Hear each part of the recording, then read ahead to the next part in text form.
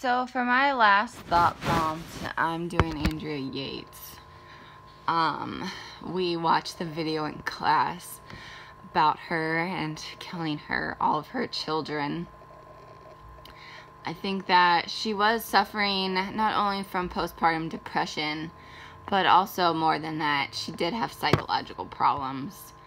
I think this was enhanced by the children, by staying home with them, by having so many of them, by living in a bus, by going to seeing the pastor that they did, and the pastor, preaching to them the things that he did.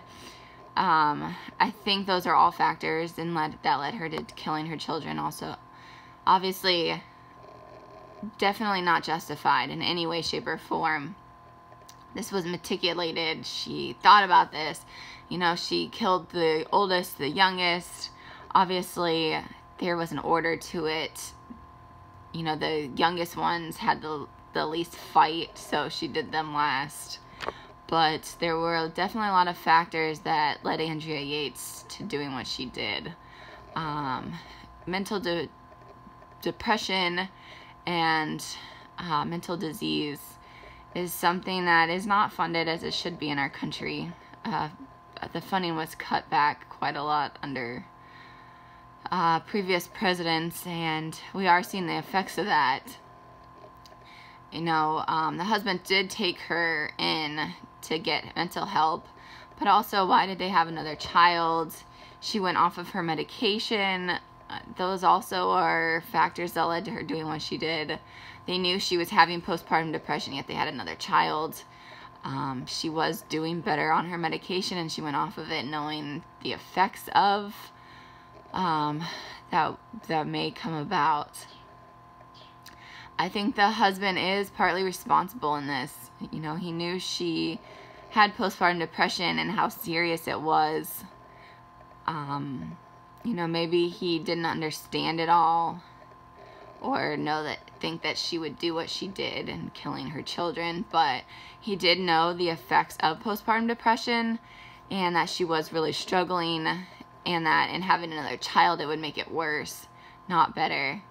And they still, both as a couple, agreed to have another child. That should have been a definite no from the husband, especially if he was in his right mind. He should have told her to not have another child, that she needs to stay on her medication. If I was on the jury, I probably would have found her guilty as well. It was indescribable what she did to her babies.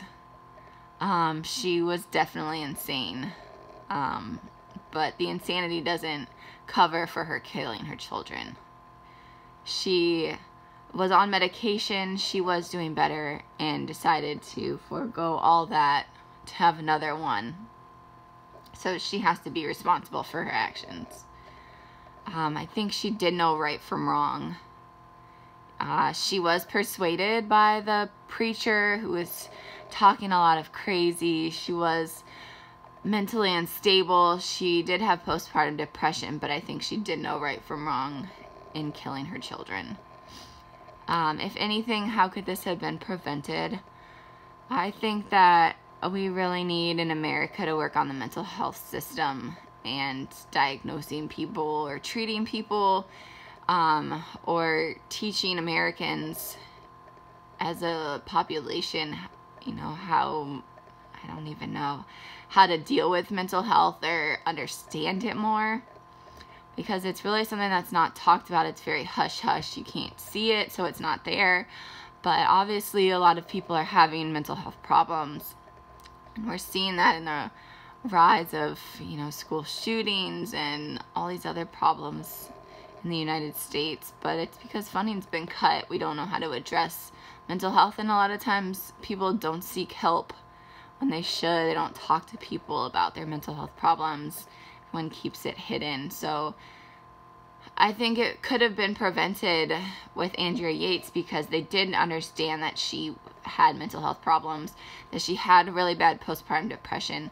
So she should have, in having a baby, be put back on the pills for postpartum depression and for whatever other problems she had. But she really shouldn't have been having another child. I'm sure that today she feels terrible about what she's done. I'm sure that since she did go back on her medication, she's lived with a ton of regret, but I could be wrong. She could, not have any regret at all. How are we supposed to know?